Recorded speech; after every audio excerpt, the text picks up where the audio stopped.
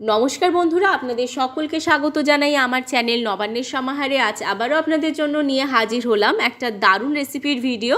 আজকে আমি আপনাদের সাথে শেয়ার করতে চলেছি মুখরোচক স্বাদের একটা টি টাইম স্ন্যাক্স রেসিপি, যেটা আপনারা চিড়ে আর বেসন দিয়ে খুব সহজেই বানিয়ে ফেলতে পারেন।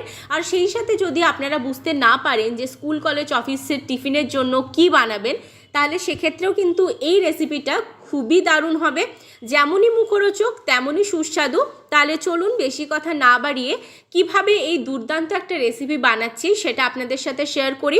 আর এই রেসিপিটা বানাতে যেমন একদমই অল্প উপকরণ লাগে, সেরকমভাবেই কিন্তু সময়টাও একদমই অল্প লাগে। তাহলে চলুন দেখে নেওয়া যাক কিভাবে আজকের এই দারুণ রেসিপিটা আমি বানাচ্ছি। ভিডিওটা শুরু করা যাক। রেসিপিটা বানানোর জন্য এখানে আমি 1 বাটি চিড়ে নিয়েছিলাম। এই চিড়েটাকে ভালো করে জলে ধুয়ে 3-4 ঘন্টা আগে থেকে ভিজিয়ে রেখেছিলাম। দিয়ে এবার জলটাকে ঝরিয়ে নিয়েছি, একদম ঝুরঝুরে হয়ে গেছে। এবার অপর দিকে দেখুন, এখানে আমি নিয়েছি মেজারিং কাপের 1/2 কাপ বেসন। এই বেসনটাকে আমি প্রথমে কড়াইয়ের মধ্যে শুকনো অবস্থায় একটু ভেজে নিচ্ছি। বেসনটা ভাজা হয়ে গেছে। এবার আমি এই বেসনটাকে যে চিড়েটা রেখেছিলাম পাত্রের মধ্যে, তার মধ্যে কিন্তু দিয়ে দিলাম। এবার এক এক করে এর মধ্যে আমি সমস্ত উপকরণ দিয়ে দিচ্ছি। প্রথমেই দিয়ে দিচ্ছি আমি স্বাদ মতো নুন। এবার এর মধ্যে আমি ব্যবহার করছি কাসুরি মেথি কিছুটা পরিমাণ। দিয়ে দিচ্ছি এখানে আমি চাট মশলা। দিয়ে দিচ্ছি এখানে আমি অল্প একটু ম্যাগি মশলা। এবার এর মধ্যে আমি ব্যবহার করছি দেখুন গোটা জিরে। গোটা জিরেটা এখানে ব্যবহার করার পর আমি এখানে দিয়ে দিচ্ছি কিছুটা পরিমাণ গরম মশলার গুঁড়ো। গরম মশলার গুঁড়ো দিয়ে দেওয়ার পর এবার ভালো করে এই সমস্ত উপকরণকে আমি শুকনো অবস্থায় মেখে নিচ্ছি। পরে যদি জলের প্রয়োজন হয় তবে দেব, কিন্তু প্রথমেই জলটা ব্যবহার করছি না। যখন লাগবে তখন দেব, আর যদি লাগে তাহলেই ব্যবহার করব। এবার ভালো করে আমি মেখে নিচ্ছি। এখানে কিন্তু আমার জলের প্রয়োজন হচ্ছে না। দেখুন এইভাবে অল্প অল্প মাখতে মাখতেই ভালো করে সমস্তটা আমি মেখে নিয়েছি। এবার এর মধ্যে আমি দিয়ে দিচ্ছি একটু লাল লঙ্কার গুঁড়ো। এখানে কিন্তু কাশ্মীরি লাল লঙ্কা ব্যবহার করিনি, এখানে কিন্তু আমি লাল লঙ্কার গুঁড়োই ব্যবহার করেছি। এবার ভালো করে সমস্ত কিছু আমি মেখে নিচ্ছি। দিয়ে কিন্তু একটা সুন্দর ডো আমি তৈরি করে নিচ্ছি। দেখুন ভালো করে একটু সময় নিয়ে মেখে নিলেই কিন্তু এটা সুন্দরভাবে হয়ে যাবে। আর ডোটাও তৈরি করে নিলাম মেখে নিয়ে। এবার এই ডোটা তৈরি হয়ে যাওয়ার পর আমি হাতে অল্প তেল মাখিয়ে নিয়েছি। তেলটা মাখিয়ে নেবার পর কিন্তু এই ডোটাকে আরেকবার মেখে নিয়েছি।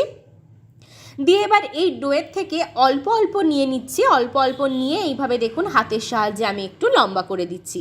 ঠিক যেরকমভাবে একটা কাটলেটের শেপ দেওয়া হয় লম্বাভাবে, সেরকম একটা শেপ দিয়ে দিচ্ছি।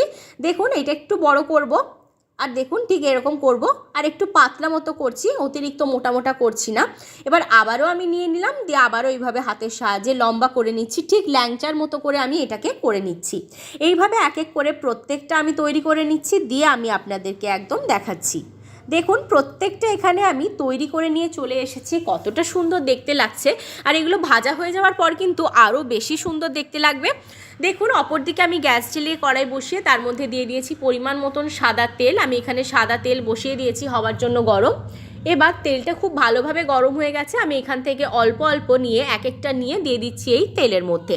তো এবার গ্যাসের ফ্লেমটাকে কিন্তু আমি একদম মিডিয়াম করে দিচ্ছি। দিয়ে ভালো করে একদম লাল লাল করে মুচমুচে করে ভেজে নিচ্ছি।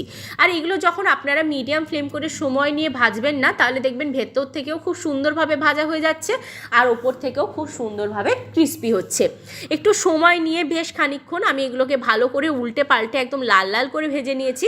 আপনারা কখনোই গ্যাসের ফ্লেমটা হাইতে করবেন না, তাহলে কিন্তু এটা পুড়ে যেতে পারে। এবার দেখুন ভালো করে এইভাবে উল্টে পাল্টে নিয়ে একদম মুচমুচে করে ভেজে নিয়েছি। এইভাবেই কিন্তু তৈরি হয়ে যাবে চায়ের সাথে খাওয়ার জন্য একটা দারুণ মুখরোচক রেসিপি। এবার এইগুলোকে তুলে নিলাম একটা পাত্রের মধ্যে।